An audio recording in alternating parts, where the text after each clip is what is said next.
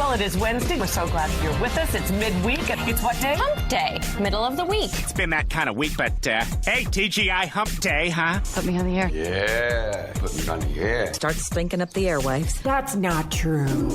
It's like my favorite show. And welcome to the show. It's showtime, baby.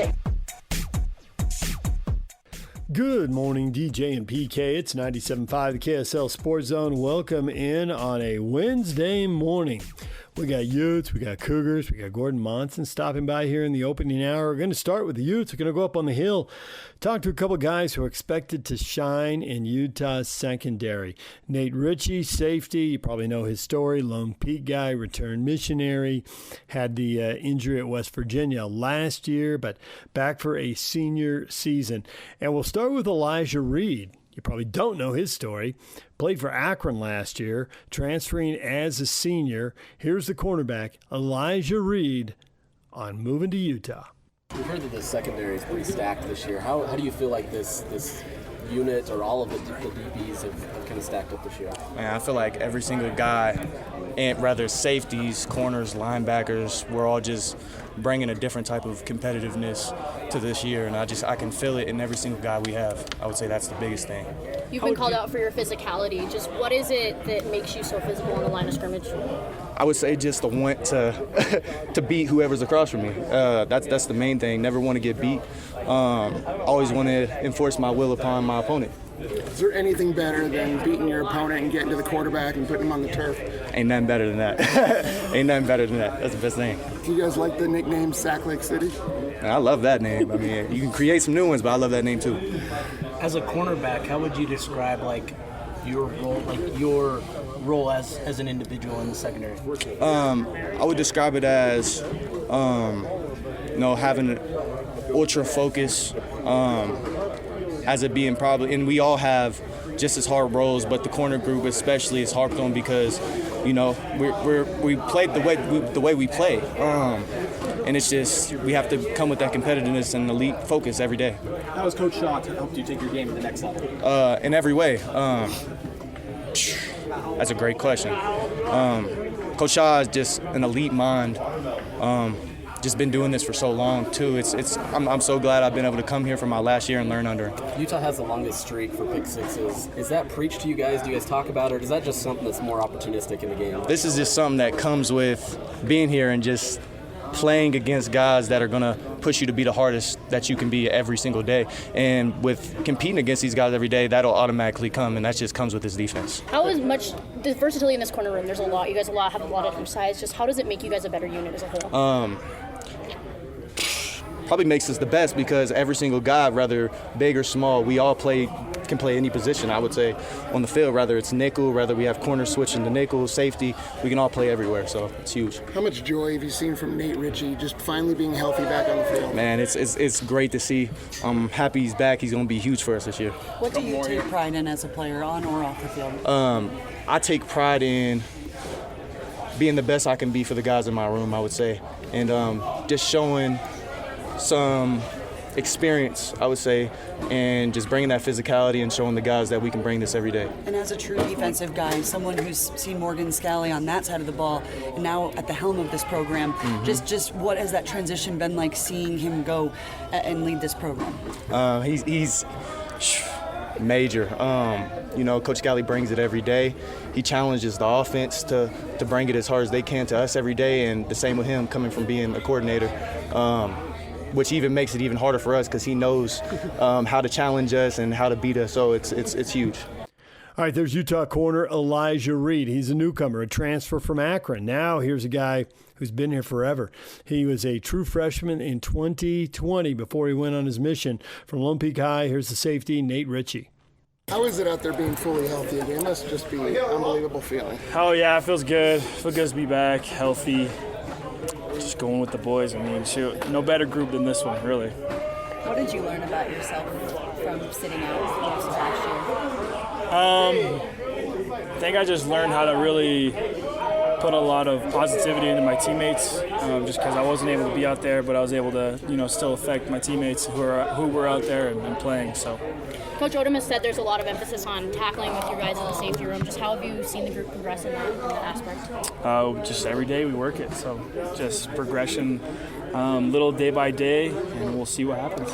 We'll see it. Being away from the game, what did you miss the most? Everything. Honestly, just traveling with the team. That's always just fun to be out there with the guys and experience that, going to places and whatnot. But with you and Rob in a similar situation, were you able to kind of commiserate or at least use each other to kind of help continue to grow and stay in with the team? Yeah, definitely. Me and Rob, we hung out quite a bit. We were able to help a lot of the guys out and just hang out with each other because we're in the same position. Help out how?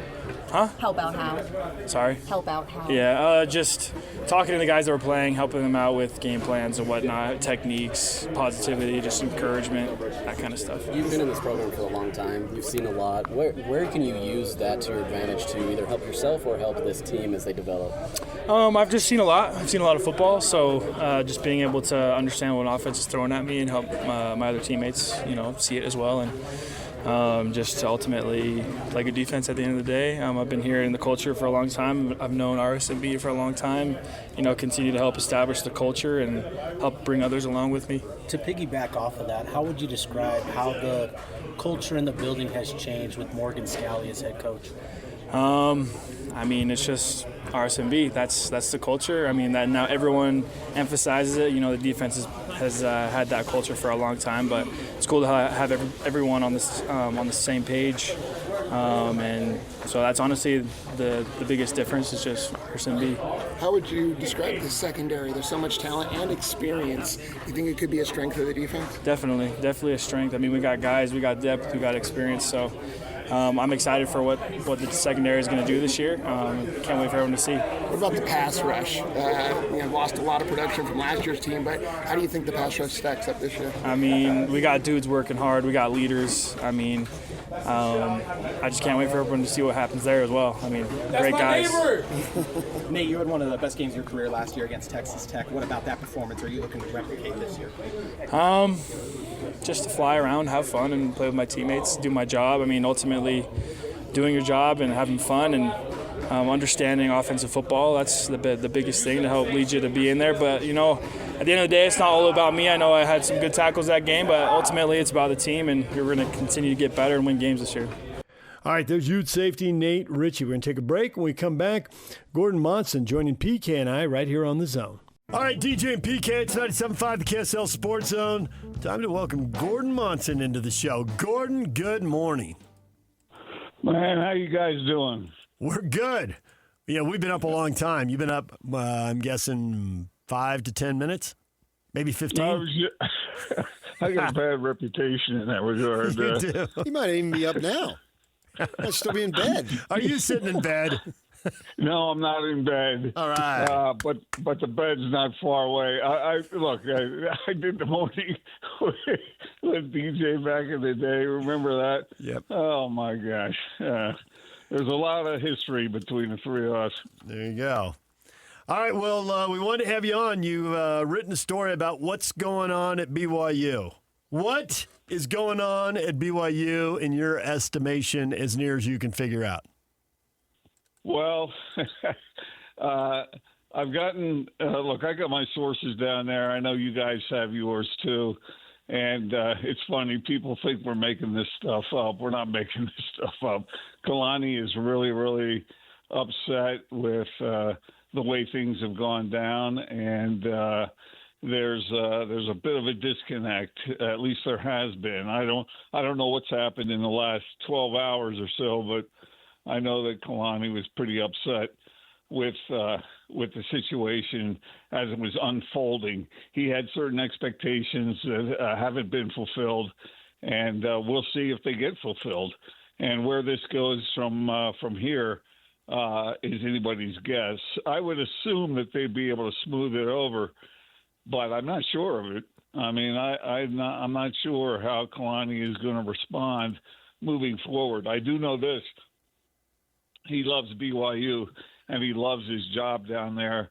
But look, when people tell you something, I think one of the things that bothers people the most, or at least it does me, maybe it does you guys, and it certainly does Kalani as well, when people don't tell you the truth, or they tell you one thing and then they do another.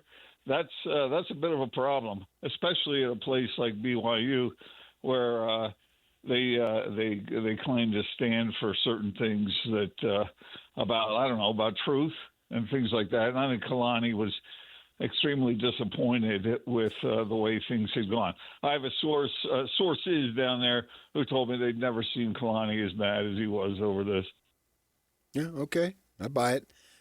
So the opportunity arose for him to speak on it, and he chose, and that's sort of mushroomed since then. The idea being that Brian Santiago is the whipping boy.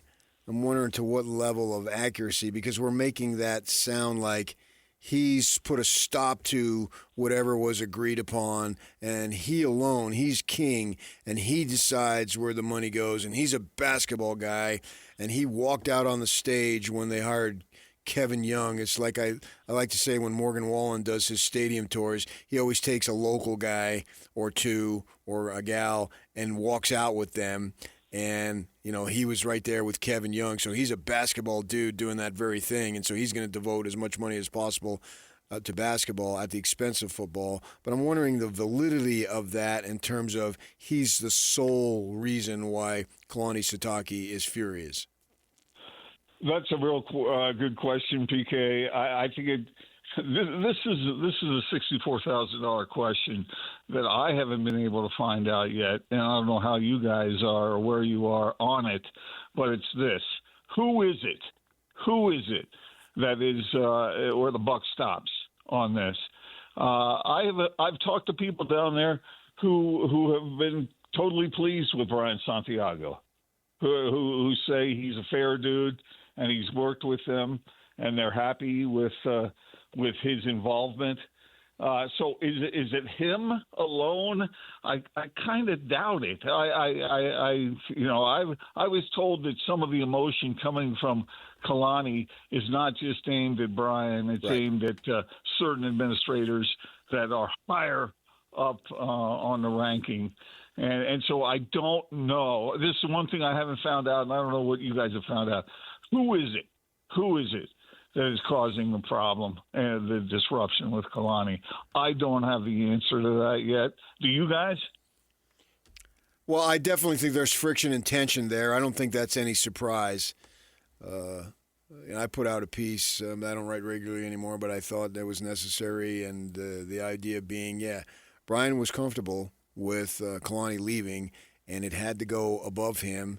And I guess elders of the church who have that, they're assigned BYU, whatever it might be, how it plays out, and they had to step in that Brian was completely comfortable in going with Jay Hill, and if Kalani didn't want to stay or wanted to go, so be it.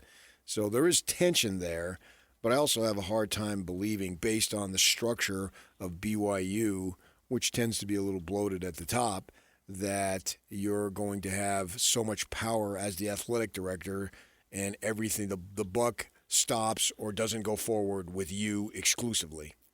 I would just build on that. I would say there is no way that Santiago by himself could be fighting some multi-front war and holding everybody off. There've got to be people who think like he does, and whether he's leading them or they're leading him and he's following them, I don't know. That gets pretty gray. But it doesn't seem to me like the worst case scenario that people are talking about, the absolute worst case could be true. That Kalani isn't getting stuff that's in his contract and that Santiago alone is the reason. No, because back to what PK said, there's usually too many people and you report to multiple people and there's a whole food chain, and like that he would all by himself. That just doesn't smell. That's not logical. It doesn't pass the smell test. I agree with both of you. That's not the way things work at BYU. You don't. One guy in Brian Santiago's position doesn't have the power to put up a battle like this. And if he thinks he does, he's going to lose. He's going to lose that. in my opinion. I think it goes beyond. It goes to the school president. And I don't know where the leap is from the administrators up to church leadership. That's the void that has not been crossed or connected in the people I've talked with. But I was told by reliable sources that Kalani's anger goes past Brian Santiago to folks who are in more powerful positions than he is. I think the basic premise here, rather than get caught up in the specifics, is why aren't you investing more in football compared to basketball? And basketball is riding along with football when football, and this is across the country basically, and certainly at Provo, Utah, BYU, is that the return on the investment, the ROI, as they say, and I know, Gordon, you're a financial genius because you've advised me many, many times that the ROI in football is just X amount larger, and it'll always be larger. And that's where you need to put the majority of your emphasis financially and all the other things that go into it, because they are the big money maker, and the opportunity to make even way more than you're making now is there if you would invest in it. And I think that's the core of the issue. I agree with that, PK. And the thing about Kalani knows what a program has to have in order to be at the level that BYU fans and that he expects the program to be. I don't think he's sitting there. I think he wants what he's due on a personal level. There's no doubt about that.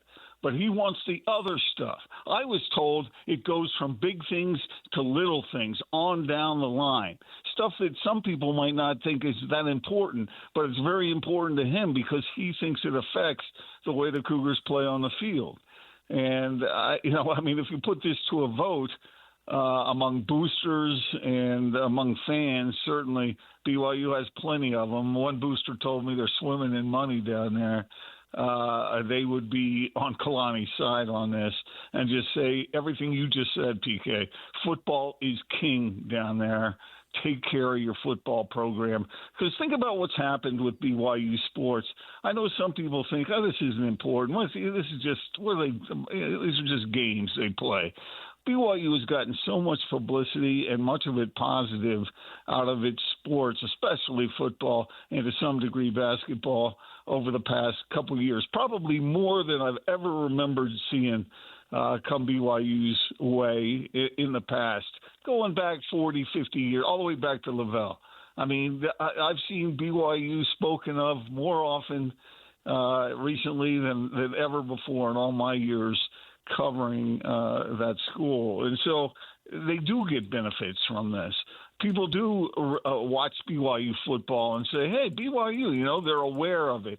And that's kind of going all the way back to Rondo Feldberg.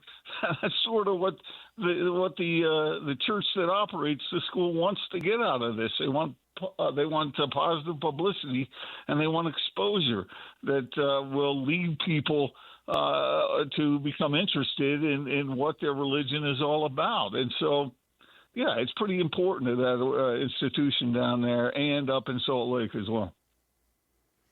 Gordon Monson, Salt Lake Tribune, joining us. Do you feel like it'll impact the team in the short run this season? Do you feel like it might impact it in the longer run, or do you think they blow through this and just keep doing what they've been doing, which double-digit win seasons 4 times in 6 years and back-to-back in the Big 12, which is most important, obviously?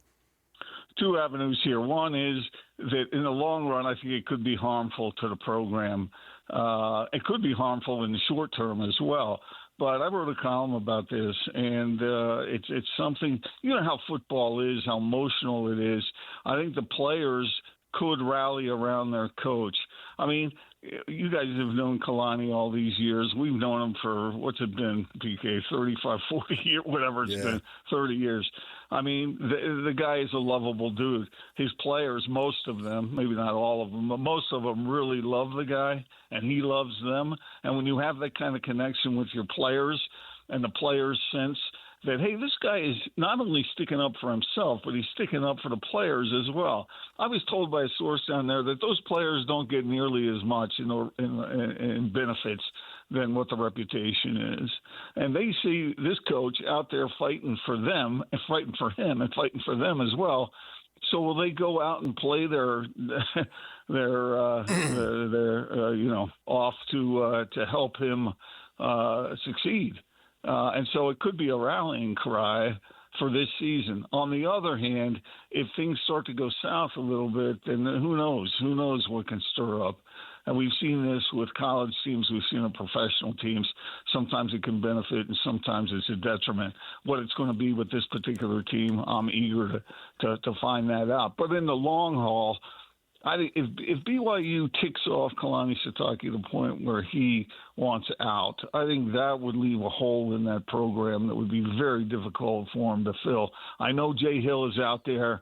He's busy in Michigan right now. We know he wants to be a head coach one day, but I don't think he's a vulture just circling around the carcass of BYU football, waiting for an opportunity to get in there. Kalani Sitake is from Central Casting for BYU football coach. He is everything they want in a coach, and then some. And when you think of the record, 23-4 over the past 2 years, what's not to like about what this guy is doing? As far as spending the money, investing the money into the program, that's something that has to happen if they want to compete for Big 12 championships and to get into the college football playoff.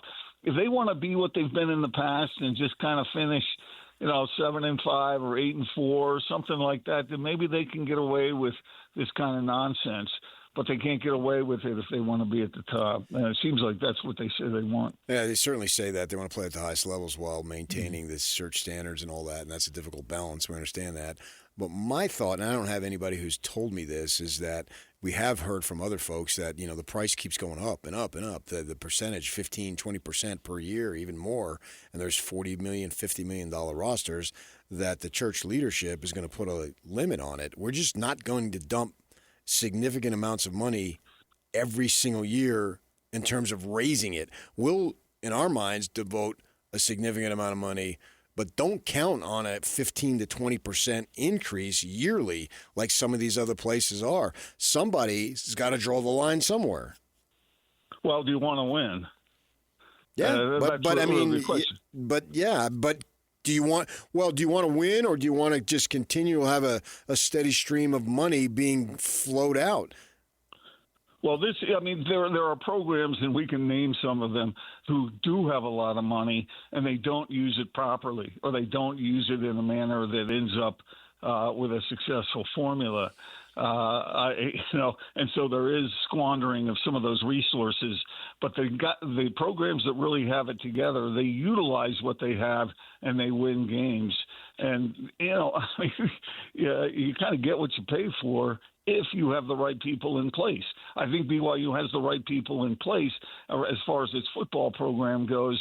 So what's the cost? What's the cost of winning? What's the reward to exposure? What's the reward for having BYU, your church school, named on national TV over and over again, and have people interested in tuning in and being interested? Because people love winners. It's just the way it is. If BYU wants to play that game, then they have to at least come up with a certain amount of money. We're way past the days of Lavelle Edwards when he was finding geniuses to help him win far beyond what the program had as far as resources. These days, you can't get by like that. It just doesn't work anymore. So you got to make a decision. What do you want to be? If you want to be at the top, then it's going to cost you a certain amount. But you get a lot in return as well.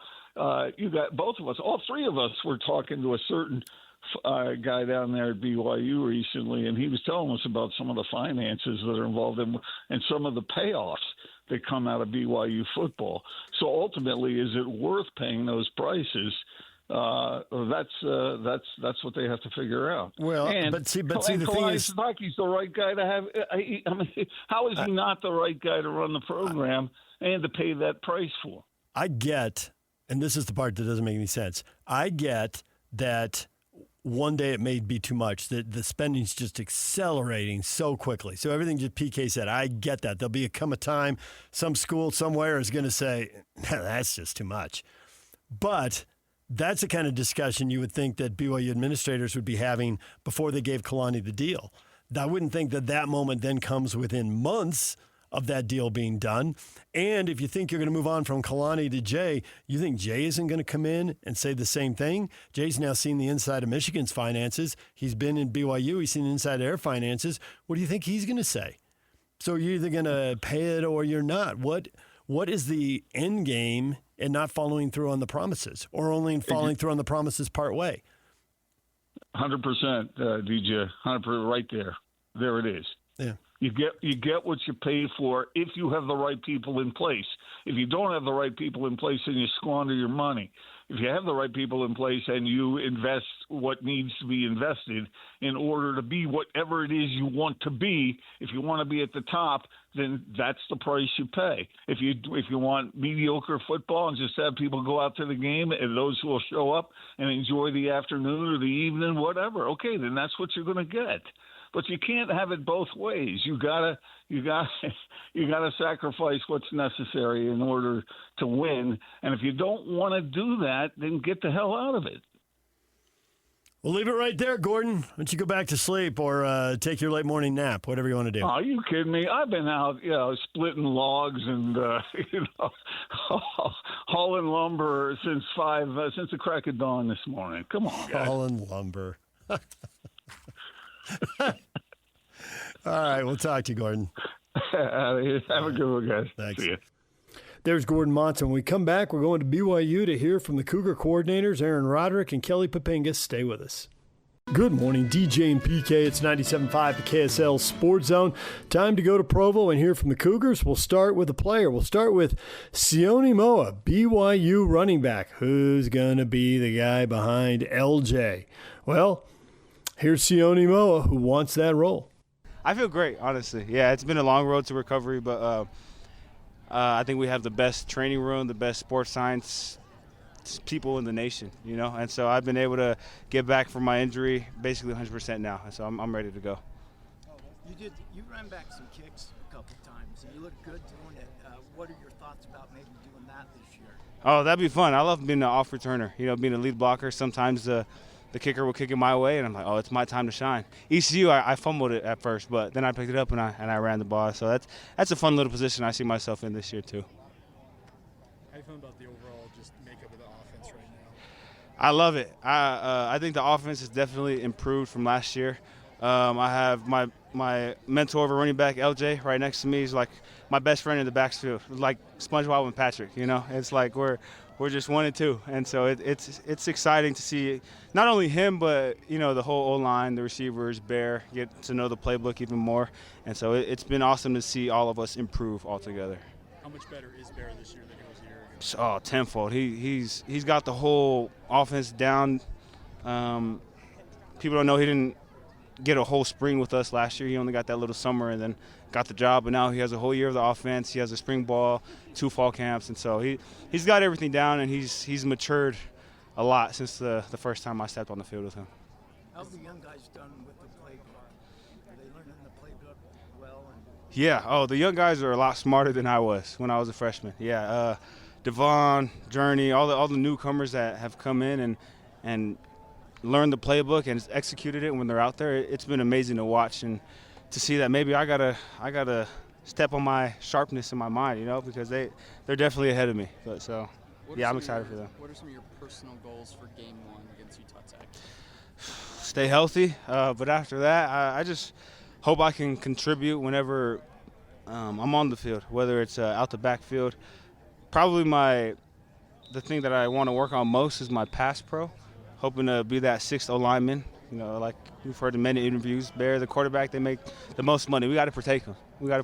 And so, that's my number one goal coming into Utah Tech, to show coaches that I'm able to do all 3, run the ball, pass the ball, and block for the QB. So. Coach Roderick, what's different about this year's offense? I think the maturity. I think we've also picked up a lot of transfers that have experience under their belt, and so when they come in, they've learned the playbook, and they're calling stuff on their own. If they're transfers, if they're newcomers, like whatever it is, everyone has matured enough to know what's happening, what could happen, this and that. And so that's probably the most I see changed from last year. Coach Roderick had talked about tuning out all of the noise outside, good or bad. Mm-hmm. And you guys are getting a lot of pub right now. How are you guys navigating that? Especially when it's positive things. People are talking really good about BYU. Yeah. How do you put the noise behind you and just stay in the moment?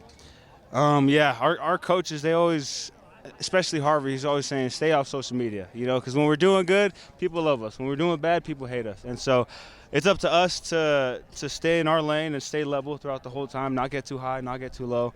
And I think as a team, we do that pretty well. We're not on social media too much, giving too much energy to all the bad stuff and even the good stuff.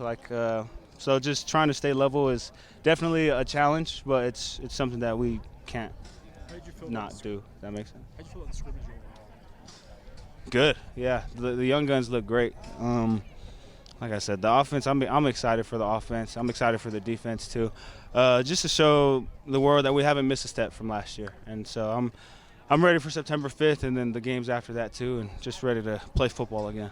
Sione, there was an article from ESPN this past week, and it was headlined Kalani Sitake, your favorite coach's favorite coach. Curious from your perspective, being in this locker room the last 3 years, just what does Kalani mean to these players, and maybe what does he do for you guys to get the most out of this team? Yeah, Kalani, he's like a father figure to all of us. He'll be going throughout the locker room, sitting down in the locker, talking with us each and every day, and just really getting to know us. I don't think he's a passive coach, but he's actively trying to be in our lives, whether it's on the field or off the field. He wants to be in our lives. He wants to be there to support us in everything that we do.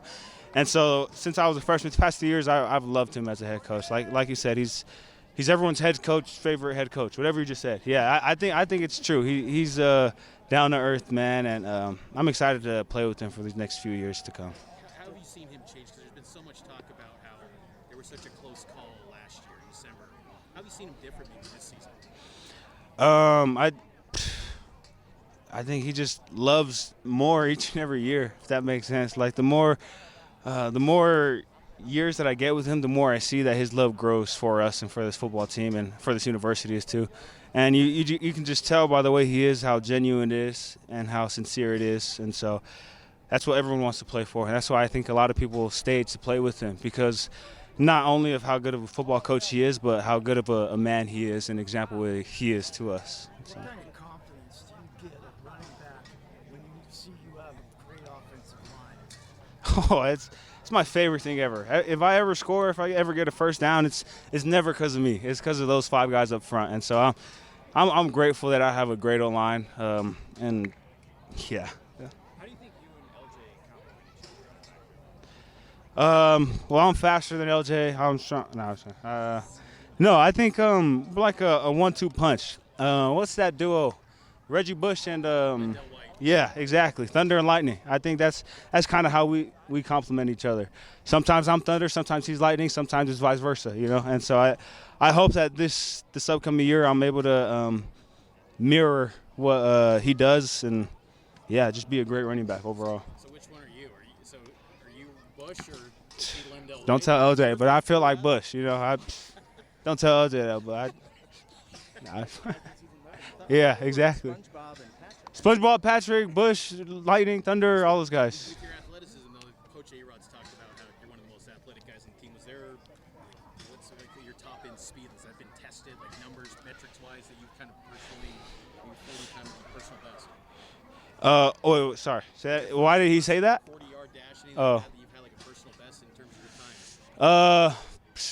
No, we don't run 40-yard dashes.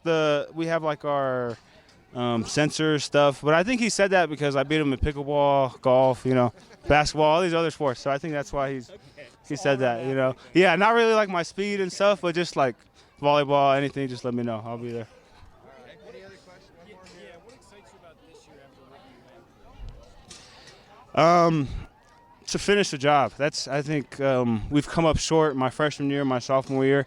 And so I'm excited to see how we all bounce back from those past 2 years and just get things done this time. I think that's obviously everyone's goal, but I hope, and I see it every single day in the locker room, in the weight room, that we're determined, and that fire under us is continuing to burn. And so I'm excited to get that chance to finish what we started.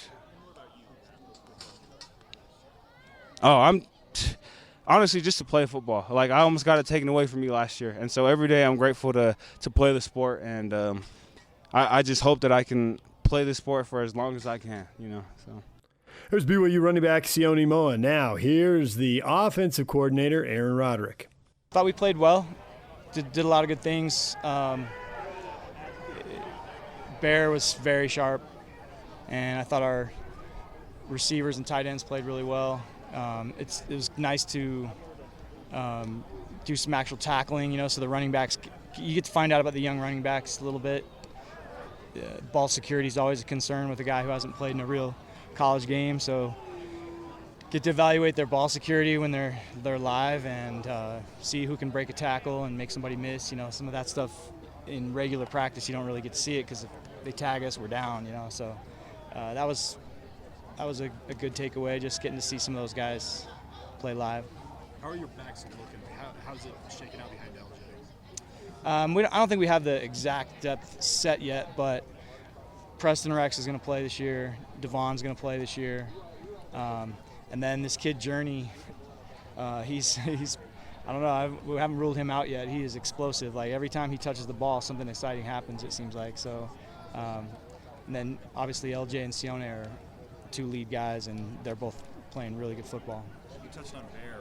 Where have you seen improvements from him from a year ago this time when he was fighting to be QB1?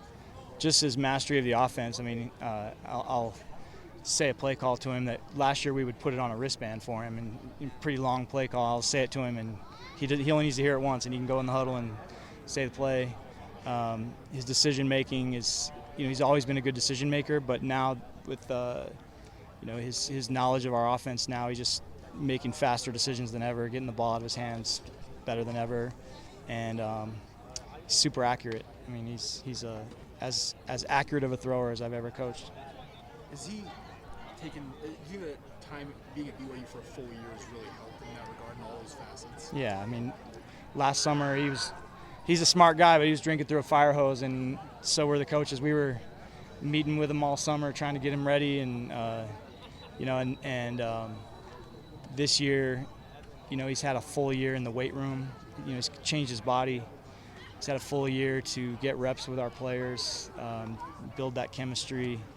A couple plays today were what I would call chemistry throws. It's like he knows the body language of the player he's throwing to. He knows exactly when to put it and where to put it, and it's good stuff. What has stood out to you about the offensive line? It all kind of starts up there. Yeah, well, they're just steady, big, same guys every day. They love football. They're doing a good job, and they just come out here and work, and we've got a good group. Wide receivers, what's standing out about that group as a whole right now as you're trying to establish who's going to be regular rotation guys for you? They're big. That stands out. So you see them walk out on the field. I don't think anybody in the country is going to have a bigger group than we have. Maybe somebody, I don't know, but we have great size, and really like the way they're executing. JoJo is playing really good football. I'll forget somebody if I start mentioning everyone, but Kyler Casper really showed up in the scrimmage, played well. Tiger Bachmeyer had a really good scrimmage. He's playing well. Reggie Frischneck is playing well, and Glasker. Those guys are all doing a really nice job. We're seeing Roger play a lot of a two-point stance. Is that just going to be by design with Walker's more the inline guy? We've always done that with all of our tight ends. They're going to play in a three-point with their hand on the ground, attached to the line of scrimmage. They're going to play in the wing, and they're going to be split out at receiver too. And that's something we've always done. Back to Isaac Rex, or even Matt Bushman when I first got here, had him for. Our tight ends play all over the field, and it's part of our offense. We want to be multiple with those guys, and make give people fits with the fact that those guys are multi-skilled guys. They can do a lot of things. We saw a lot of Enoch today. Is there still a competition back up with him and Tracy? If we had a game today, Trayson definitely. Trayson's playing good football, man. He would start for a lot of teams in the country, and he is, and Enoch would too. I mean, he is super talented, and just learning new things every day. But he never repeats a mistake, and he is very high ceiling. There's obviously, from the outside looking in, there's a lot of people talking about how good this team can be, and I know you guys have said we're not focusing on that. How do you balance, though, the reason, though, people are talking about that is because this team has earned the right to be talked about. How do you balance that part of it? Yeah, that's the challenge this year is, not feeling like we've arrived or done anything special because we haven't won a game yet. But I think these guys also know that everything people say, good or bad, is nonsense, really. All that matters is what you do in the game. And so when people thought we weren't any good and said we weren't any good, then that wasn't true. And when people say how great we are, that's not necessarily true either. We haven't played yet. And so I think if we just focus on doing our job just each day, then at the end of the season we'll be happy with the results. But we're not thinking about our final record. We're definitely not listening to anybody say how good we are because we haven't done anything. And last year we won 5 or 6 games where we had to come from 2 scores, come from behind and 2 scores. We won a bunch of games, in the fourth quarter. Everybody here is humble enough to know those games can go either way if you don't do everything right. And so we're just staying humble and continuing to work. There's BYU offensive coordinator Aaron Roderick. Now here's the defensive coordinator, Kelly Poppinga. Kind of gone back and forth. I've been up in the box pretty much my whole career until Boise State, so the last 4 seasons, and I've really enjoyed being on the field. So I'm kind of going back and forth. So I was up in the box last Saturday. I'll probably be down on the field for this scrimmage and kind of just fill it out how it goes. We still got a couple weeks to decide, but I think either way we'll be fine. I just, I think it just depends on, I think, my feel of everything, of how I, feel. But like during practice, I'm on the field all the time, and it feels good. I think there's a part of it where I want to be able to look the guys in the eye and be able to, talk to them and communicate with them and see their demeanor and their body language and all that, rather than communicate that through another person. But there's some certain positives from being up on top too as well. So I just think, there's pros and cons. I got to weigh them out. But I think as a staff, I feel good either way. What was your reaction overall to the scrimmage? Kalani said he felt like Saturday the offense won the day, but looking at the film, what did you take? Yeah, the offense definitely had a very good day. It was probably their best day they'd had. They came out on fire, a little bit more juice than we did. I thought they controlled the scrimmage by their physicality, and which is disappointing. You always want to be the most physical team on the field, and that day we weren't. And so they did a good job. They ran the ball pretty much at will, and they threw the ball. They did good.